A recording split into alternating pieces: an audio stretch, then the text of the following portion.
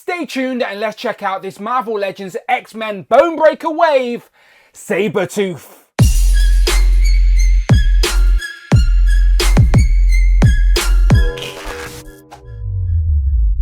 Pow and welcome back to the channel, Dan Who Reviews. As always, my name is Dan W. Make sure you are following me on Instagram at It's Dan Who. And remember, you can now hit that join button and become a channel member as well. Either show some love or join the members club. Much appreciated. Today we are taking a look at the Marvel Legends X-Men Bonebreaker Build-A-Figure wave, Sabretooth. Now, you know me, I like to review waves in their entirety. However, a few of these Bonebreaker Build-A-Figure wave figures have started to appear in the wild, so why not review these as I receive them? Because special thanks, as always, to the super producer that is Rich M, aka Displayed Once, aka The Source. He has sourced me both of these figures to review on the channel. So I've already got a fuller review of Siren up on the channel right now. Go and check that out. The second figure in this wave is Sabretooth. So I'm looking forward to opening him up today,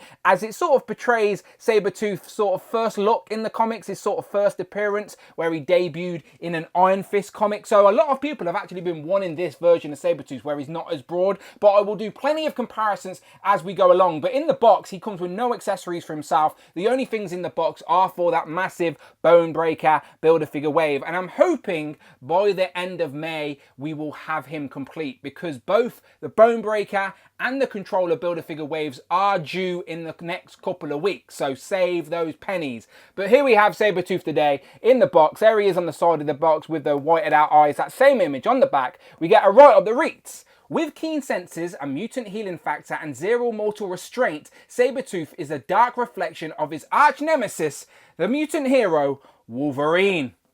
And then, as always, you get a list of all the figures in this wave you need to build the Bonebreaker Build-A-Figure. Today we're reviewing Sabretooth. So as I said, a lot of people have been wanting this version, a lot of people don't want this version, but we'll do comparisons, all that good stuff.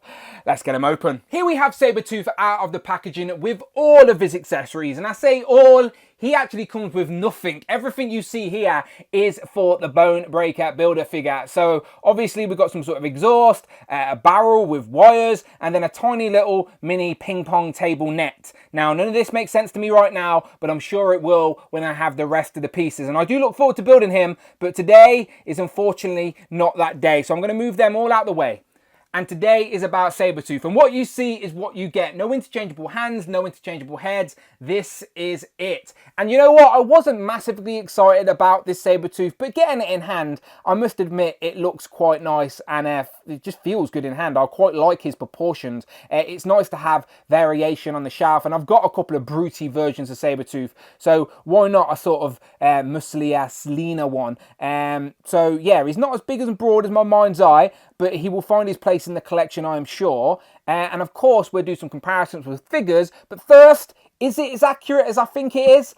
Let's find out. So, as I've mentioned, this is meant to represent the first look of Sabretooth in Marvel Comics. His debut was Iron Fist 14 in 1977, where he wasn't that big muscle-bound freak that you probably think of when you think Sabretooth. He was a little more leaner and feral, and that's what we get in this figure form. He's still a big guy, but not as big as we're used to seeing. So again, it's nice to have that variation and difference on the shelf, and the costume design is spot on, with the sort of mustard yellow, the brown trunks that lead all the way up to the in-between of the furry collar, the furry forearms, the furry shins, but you still get those long fingernails and toenails sticking out as well. Like, I reckon this is a spot-on representation of those early days of Sabretooth, but obviously the character design evolved over time. But for a first appearance look, even with the sideburns and that sinister grin, it's pretty good. So, taking a closer look at the head sculpt, I do think they've done a good job. At first, I must admit, I thought he looked a little bit goofy, but getting him in hand, I can assure you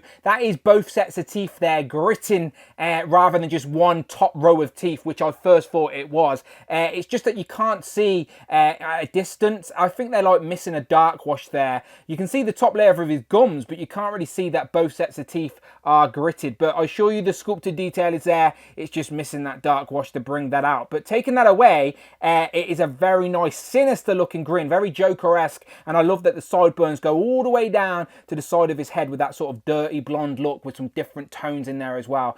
So yeah, that's really nice. It matches the eyebrows. And I like that we've got actual real eyes in there as well. I do think this is digital tech, which I always appreciate. It does look so much better. But yeah, the teeth are nice, but just a little bit of a wash would really bring out both sets of teeth there, so you could see he was actually gritting his teeth. But the eyes are spot on, the eyebrows match the hair, and yeah, spinning it all the way around, you can see this really nice sculpted hair, flowing, if you will, all laid backwards. Looks really nice with those different tones. And also, the collar around his neck has these different tones as well. It's not just bright white. They have got a dirty sort of element to it, which I like, because it's Sabretooth after all. It isn't bright white. It needs a little bit of dirt and grit. So it has got that detail all the way around. And it is also plugged in to the back of the figure. So if I unplug it, you'll see there's the peg hole, and you can literally take this off if you wanted to, and that gives us a better look at the uniform, which, as I said, is very accurate to those early looks of Sabretooth. But of course, he isn't complete without the fur, but that is pretty clean. So again, that's a separate piece. You literally put it over his head, and you plug it back in with the peg and the hole. There you go, and that is pretty seamless, to be fair. And it sort of breaks up the mustard to the brown, which I like. So yeah, that's pretty good. And that same sort of detail is copied here on the forearms with the sort of dirtiness to the sort of wrist cuffs. Then we got the claws and the brown fingernails all elongated, which I really like, as they should be for Sabretooth. Same on this hand as well. Really good. No interchangeable hands. Am I being greedy and wanting fisted hands? Maybe. But still, if we're only going to get one set, I'm happy with claws. And then moving all the way down to the legs, that same sort of dirty effect on the sort of boot cuffs. And then you get the dirty toes with the brown toenails as well. So yeah, that is really nice. So again, costume design is very simple. He has got pins, unfortunately, but it is double jointed. Same on the elbow. I do believe it's a Grim Reaper body, so it's a Marvel Legend body you'll be familiar with. Is it the right body for Sabretooth? Probably not. I do think he doesn't even have butterfly joints. Like, I do think a character like Sabretooth should be able to get in some crazy poses, and you're not going to be able to do nothing too crazy with this body, but I still think you're going to be able to get him posed up pretty well for a display at least. So maybe not great for ACBA, but great for the posing on a shelf all the same. But yeah, that is what you get. Basically all the cuff pieces, new hands and feet, and yeah, the new head. But yeah, this represents first appearance Sabretooth. So don't complain he isn't big and broad, because that wasn't exactly how he looked when he first appeared.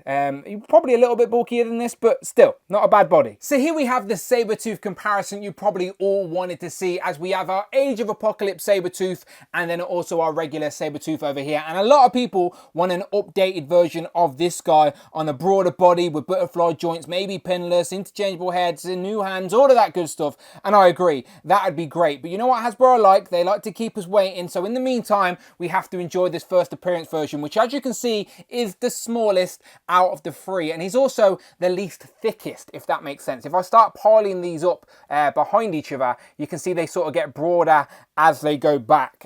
So again, maybe I'll line them up like that as well, and you'll see what I mean. But all of them are still very clearly Sabretooth, at least to my mind's eye. But I do think that middle one is the version we all want. We just want an updated version of it. I'm curious if we can do some head swaps. I don't think any of these bodies are perfect for Sabretooth, to be completely honest. As I said, I think he's a lot more agile than these bodies allow him to be. But again, if you're like me, you're just going to have him posed standing on the shelf looking evil, then he can at least do that. But can we swap some of these heads? There's the Jim Lee Sabretooth head on this new body, and it just doesn't look right, does it? That head looks way too big for this body, so that's a no. And here we have the first appearance head on the Jim Lee body, and again, proportionally, it's just not quite right, is it? It just, none of them really fit right. So can we head swap? The answer is probably not no. Here we have Victor Creed compared to his archnemesis, as it says on the back of the box, but it's Wolverine, and I've got two versions here. This is the Jim Lee version, and then this is the first appearance version, but I've put the cowl down and an unmasked head on there. And as you can see, Victor still towers over Wolverine, even on this smaller body for Sabretooth. So it still works for the era, I think. And as I've already mentioned, his first appearance was actually in an Iron Fist comic. So here we have two versions of Iron Fist compared to Sabretooth. And to be honest with you, neither of these versions were the costume that Iron Fist was wearing at that time. He was wearing the sort of deep V where you could see his tattoo. However, none of these are accurate. These are both sort of modern versions of Iron Fist. So thinking about it now, Iron Fist is definitely a character we could do with a nice pinless update on a better body. But for now, this is the best you're going to get. So here we have Victor Creed compared to Danny Rand. Hey look, another Marvel Legend we need an update of. No, not Doctor Strange. Daredevil! We need to get rid of this dreadful Bucky cap. It's had its day, but that day is no more. We need an update of Daredevil, please. So here we have Daredevil and Doctor Strange compared to Sabretooth. Here we have the retro Spider-Man, and then for a female comparison, here we have Shriek on the new pinless female body. Here we have Sabretooth compared to Tigra and Frogman, and once again, massive shout out to Displayed Once, aka Rich M, aka The Source, for sending me over Sabretooth to review on the channel. Thank you! And then last but never least, here we have Sabretooth compared to Captain Britain and Hal Fire Hank. Final thoughts on Victor Creed, aka Sabretooth, in this first appearance Marvel Legends. I'm happy for the people that wanted this representation of Sabretooth in figure form in the new Hasbro era. However, it's not the version that I'm clamoring for, but I can understand if people are disappointed with maybe the lack of accessories or even the body mold that they have chose to go with for this character. Because as I said, I don't think it does the character justice, as it's a lot more agile than this body allows. So your posing will be limited, but if you're just going to have him standing there and posing on the shelf, he's still going to tower over quite a few of your smaller X-Men, especially Wolverine, which I think matters the most. But still, head sculpt's great, and you cannot deny that the costume is very accurate to what it's meant to represent. So bravo on that all the same, but let's be honest, it could be better. You let me know what you think in the comments below. Between you and me, I'm just buying this guy so I can build Bonebreaker. I don't know if this guy will end up staying in the collection. Who knows? I still want a bigger, bulkier Jim Lee Wolverine Sabretooth. That's what I want. But again, you let me know. And as always, if you want to see more reviews, then trust me, you're in the right place. Check out the videos tab. Find the playlist. But most importantly, please, please, please, hit that subscribe button. You can also hit that notification bell. And please remember, hit the join button. Either show some love or join the members club. Much, much appreciated. You can follow me on Instagram at It's Dan Who. And I'm on Twitter as well at Dan Who Reviews. Don't be shy, tweet me. And as always, my name has been Dan W. And I will, of course, see you on the next one.